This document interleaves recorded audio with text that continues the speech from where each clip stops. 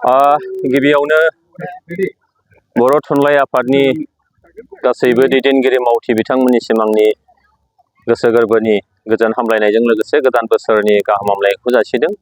बेजों लोगोसेयैनो बे बानजाय आफादनि आफादगिरि नेहाथारिजों लोगोसेयैनो लिंथुमगिरिजों लोगोसेयैनो गासैबो गुबुन गुबुन साब कमिटिनि बिबानगिरि दैदेनगिरि बिथांमोननिसिम मोसागिरि बिथांमोननिसिम भलन्टियार्स बिथांमोननिसिम गासैनिसिमबो गोदान बोसोरनि गाहाम हामलायनायखौ आं जासिग्रोबाय।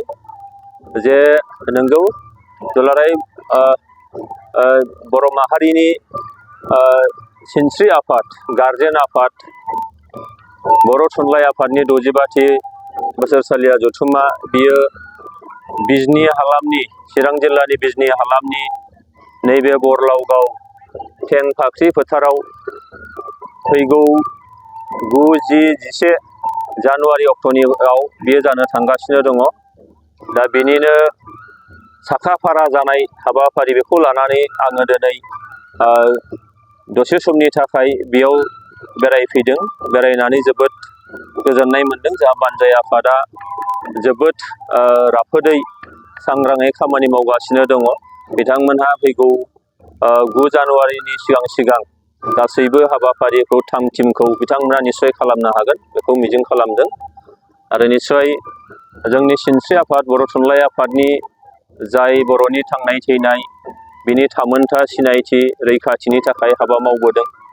थुनलाइनि गेजेरजों बर' हारिखौ गोजौ फोजौलांनायनि थाखाय थांनाय गोलाव 65 बोसोरा हाबा मावबाय थादों।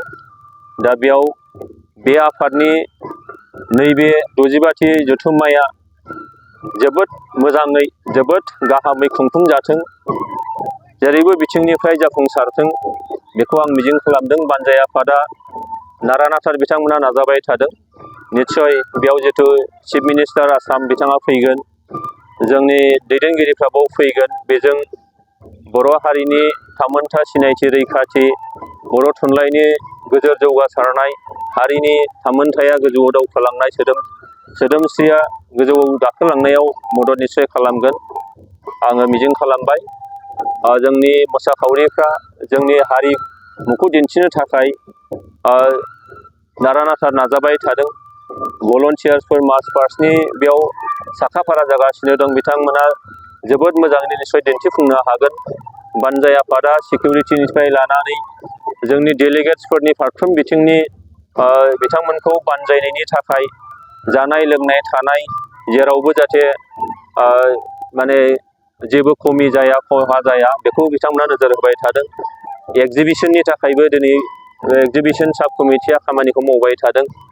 बेयाव गोबां जोंनि बिजाबफोरजों लोगोसेयैनो बर' हारिनि जोंनि जानाय लोंनाय थानाय गासैनिबो थाखाय जिफोर दिन्थिफुंनाय बे निस्सय जागोन। मोसानाय बेयाव थाबाय थागोन।